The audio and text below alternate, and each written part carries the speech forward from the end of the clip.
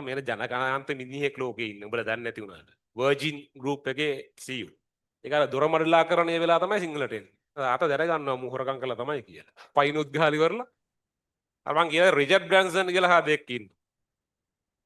Richard බ්‍රැන්සන් කියන්නේ ඔය ලෝකේ ඉන්න ලොකුම කෝටිපතියන්ගෙන් කෙනෙක්. පළවෙනි 10 එහෙම නෑ අයියා. නිකන් ඔය net එක හරි කොහෙද ගහලා බලන්න රිචඩ් බ්‍රැන්සන් කියන්නේ. වර්ජින් ගෲප් එකේ CEO. මේ වර්ජින් තමයි ඔගේ බිස්නස් එක. රිචඩ් බ්‍රැන්සන් කියන්නේ මේන ජනකාන්ත මිනිහෙක් ලෝකේ ඉන්න. උඹලා දන්නේ නැති වුණාට. හරි. රිචඩ් බ්‍රැන්සන්ගේ පොත් තියෙනවා. මිනිහාගේ ජීවිත කතා ලියපු පොත් තියෙනවා. බොහොම සරල ඉංග්‍රීසියෙන් ලියපු පොත් තියෙන්නේ. ඒවා කියවලා බලන්න. ඒ ඉංග්‍රීසි පොත්වල සිංහල එක කියවන්න එපා. ඔය සිංහල එක ලියන්නේ සිංහලෙන් ට්‍රාන්ස්ලේට් කරන එක උගේ අදහසුත් එක්ක තමයි ලියන්නේ. රිචඩ් බ්‍රැන්සන්ගේ පොත නෙමෙයි අරුගේ පොත වෙනවා.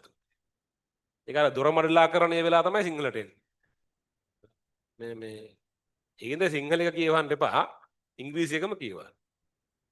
මේ බ්‍රැන්සන් එක සිද්ධියක් කියනවා. මිනිහාගේ හිටපු එන විශ්වාසවන්ත මේ සේවකයෙක් හොරකම් කරලා අහුවෙනවා.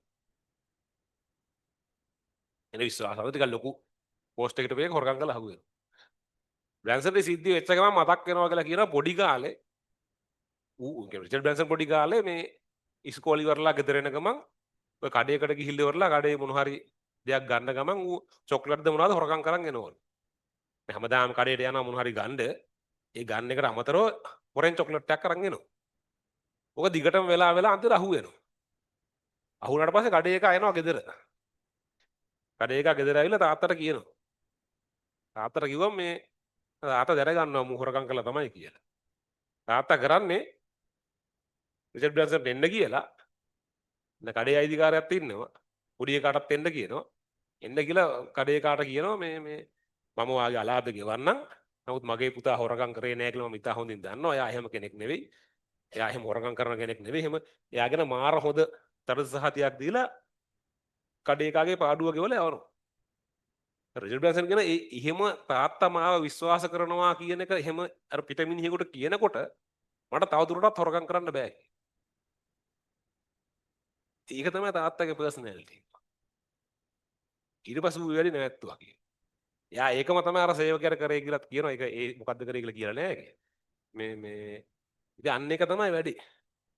එහෙම ප්‍රශ්න විසඳන්න පුළුවන් ක්‍රම කීපයක් තියෙනවා. දැන් බුලා තාත්තා නම් කරන්නේ අර වේවලක් අරන් ගිහලා කඩේ එක ඉස්සරහා ගහලා පයින්ුත් ගහලා ඉවරලා ඒක ලංකාවේ පිළිගත්ත ක්‍රමය. ඒක නෙවෙයි උත්තරේ.